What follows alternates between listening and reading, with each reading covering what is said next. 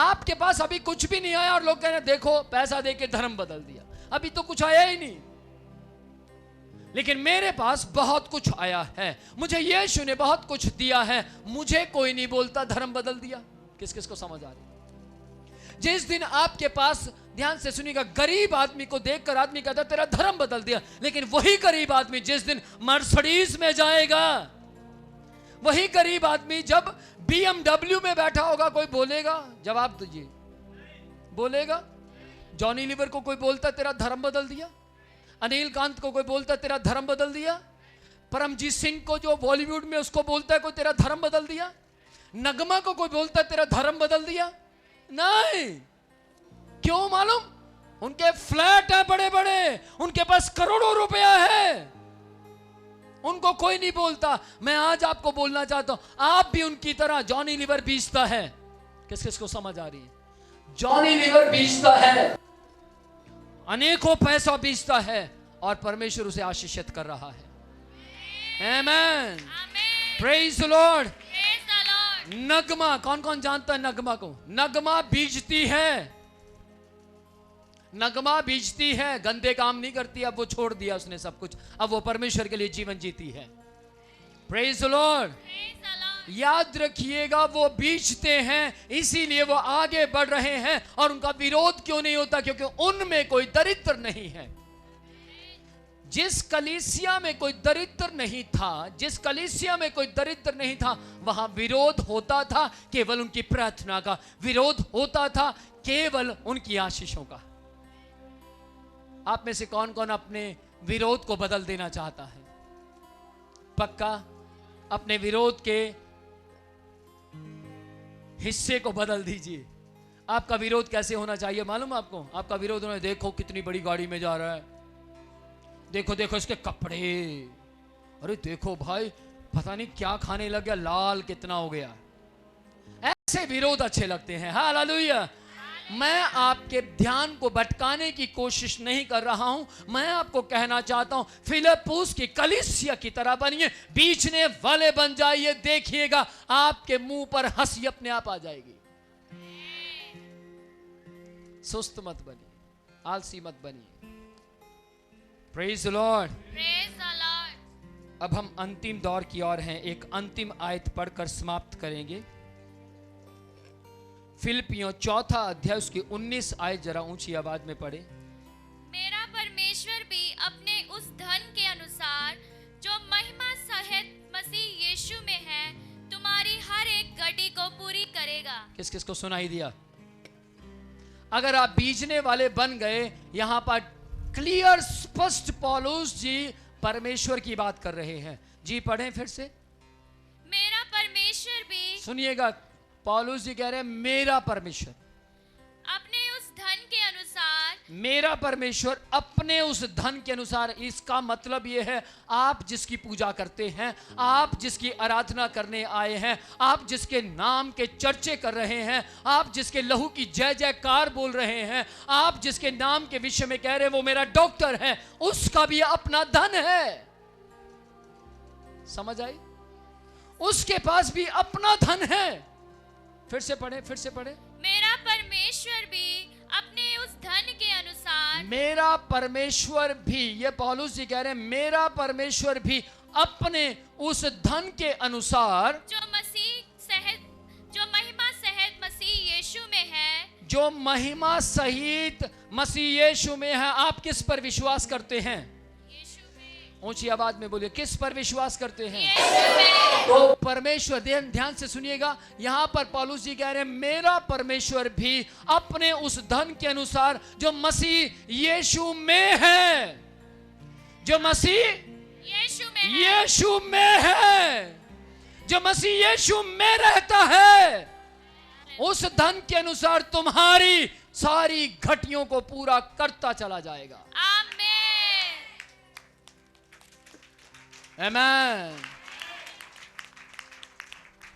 मेरी सारी घटियां वही पूरी करता है। किसी ने मुझसे बोला, पुरोचिया जी आप तो चर्च के पैसे पर खड़े हैं। मैंने उनसे पूछा कि आप चर्च के बिलीवर हैं? कहते नहीं। तो चर्च के विश्वासी बनकर देखिए। 2 महीने बाद आप ये शब्द नहीं बोलेंगे, क्योंकि विनोद प्रोचिया किसी के पैसे पर नहीं खड़ा, वो केवल मसीह यीशु में रहने के लिए खड़ा है। समझ पा रहे हैं? Yes. मैं किसी के पैसे पर नहीं खड़ा। मेरी गाड़ी मेरे अपने पैसे की है, कलीसिया के पैसे की नहीं है। कोई साबित करके दिखाए, मैं ओपन बोल रहा हूं, कोई साबित करके दिखाए ये पैसा किसका है। ये कलीसिया का पैसा नहीं है। हाँ, चर्च बन रहा है, वहां पर मैं साबित कर सकता हूं कि वो पैसा कलीसिया का है। Praise the Lord. चर्च बन रहा है, परमेश्वर का मंदिर बन रहा है, परमेश्वर का घर बन रहा है, वो कलीसिया का है। आप कह सकते हैं, वहां खड़े होकर कह सकते हैं ये मेरा चर्च है। आप सब खड़े होकर कह सकते हैं मेरा चर्च है। फ्यूचर में आपके साथ मैं कुछ कर जाऊं, आप मुझ पर केस कर सकते हैं, आप कह सकते हैं ये हमारा है। Praise the Lord. लेकिन ध्यान से सुनिएगा, केस तो तब करेंगे जब मैं गलत जगह पैसा इस्तेमाल करूंगा। जब मैं पैसा सही जगह इस्तेमाल कर रहा हूं तो गवर्नमेंट आपकी नहीं सुनेगी, गवर्नमेंट मेरी सुनेगी। मालूम क्यों? क्योंकि गवर्नमेंट को मालूम है चर्च के लिए पैसा लिया गया और चर्च पर इस्तेमाल किया गया। समझ पा रहे हैं?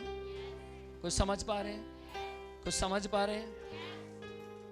याद रखिएगा, इतनी ट्रांसपेरेंटली कौन रखेगा आपके साथ? इतना ट्रांसपेरेंट कोई रहेगा? मैं जो बता रहा हूं कोई बताएगा? मैं आपका हाथ देखना चाहता हूं, बताएगा कोई? क्यों बताएगा? उसको मालूम है यार मेरे लाखों रुपए खुल जाएंगे। लेकिन मैं आपको क्यों बता रहा हूं? क्योंकि आप मसीह यीशु के लहू में खरीदे हुए लोग हैं। आमीन। मसीह यीशु आपकी सारी घटियों को पूरा करने की सामर्थ्य रखता है। आमीन। पिछले दिनों में मेरे पास एक व्यक्ति आया और उसने कहा कि मैं आपकी चर्च का विश्वासी हूं, मुझे सारा हिसाब चाहिए। हमने पूछा कि आप विश्वासी हैं या स्टाफ हैं? कहते विश्वासी हूं। ठीक है, आप आइए, हम आपको हिसाब देंगे। हमने सारा हिसाब दिया। उल्टा 20, मैंने उनसे पहले बोल दिया था अगर इसमें से कुछ पैसा चर्च के ऊपर कर्जा हुआ तो आपको देना पड़ेगा। उन्होंने बोला डन। 20,000 रुपए देकर गया वो। किस किस को समझ आ रही है? किस किस को समझ आ रही है?